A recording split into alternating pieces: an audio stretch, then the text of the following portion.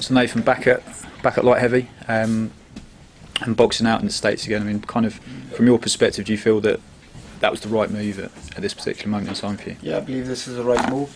There was two options on the table: the world title opportunity against Jürgen Bremer, or the fight against Fonfara in America. I've chosen the American route. I feel it's a big opportunity. Beat Fonfara, we're in the big league then. So, and as you say, at light heavyweight, I'm back at light heavyweight where I belong. I feel good, feel confident, and I'm in a happy place.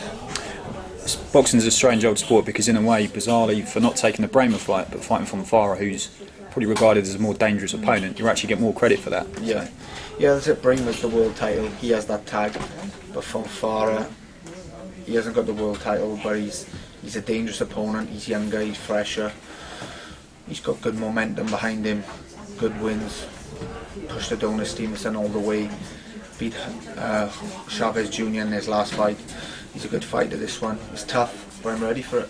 Like you said there, he is effectively a trendy opponent as well. I think he's ranked 3 with the WBC and top 5 with the IBF. So WBC, obviously Adonis Stevenson. He recently boxed Carpentier, someone that you know particularly well. So how did you view that fight? Yeah, he's got a good pedigree, good resume as well. He's fought some good fighters. Stevenson most notably pushed him all the way, knocked him down in the 9th round. Beat Chavez Jr., Campillo, Carpentier. Good resume, but I feel on my day, if I turn up and I'm going to be firing 100%, which I believe I can be, I think I'll have too much of Fonfara. Like I say, it's a tough fight. It is a tough fight. I'm under no illusion. I'm ready. And I feel I've just got too much for Fonfara. Boxing again in America, I mean, you've done it much earlier in your career. I mean, experience-wise, what did that teach you as opposed to boxing in the UK? I had a few experiences in America. I think I've boxed there 3 times. I've loved every occasion. It's great. I love the atmosphere out there. And again, it's put me in good stead for this opportunity. You know, I've experienced it before, and we're back there for a 4th time. So looking forward.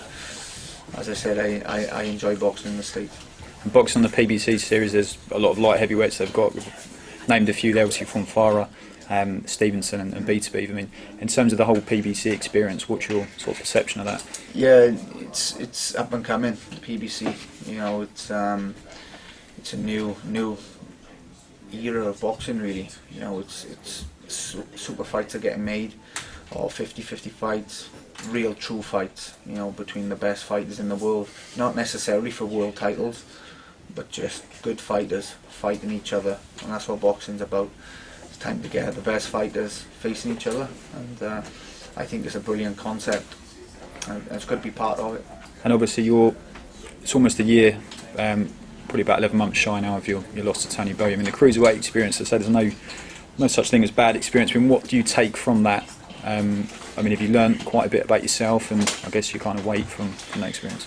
It was an enjoyable experience. You know, I enjoyed moving up in weight. You know, a different concept of training. I've done a lot of weight training, to put on the weight and the muscle mass. It was almost 2 stone I had to put on. It was good. I enjoyed it. Enjoyable process, and it was a big fight. It set up a big fight, but realistically, and being realistic in my boxing career, you know, I'm not a cruiserweight.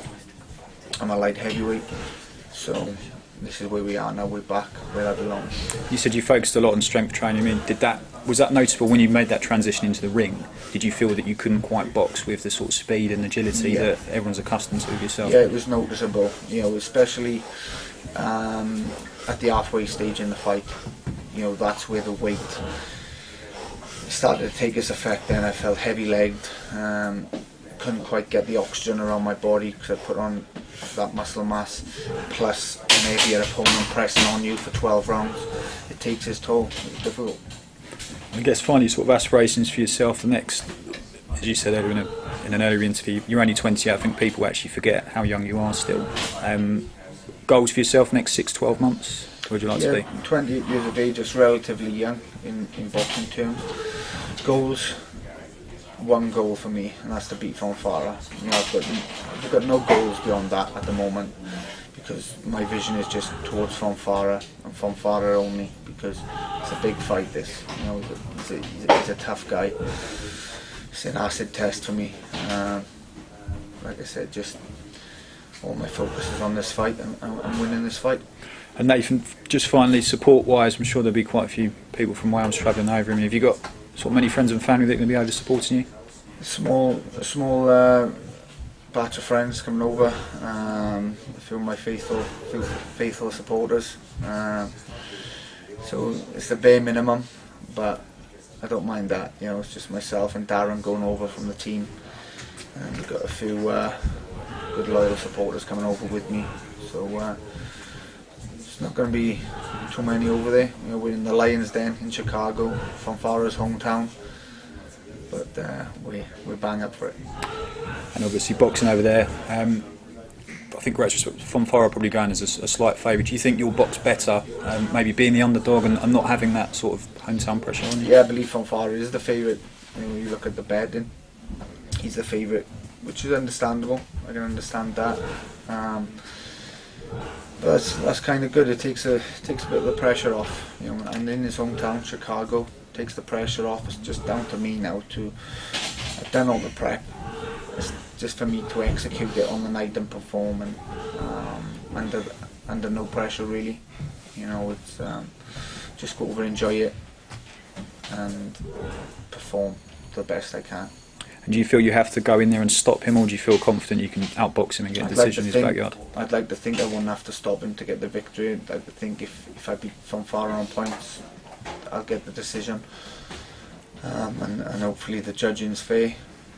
But as you say, the stoppage victory would make sure of that, and if it comes, it comes.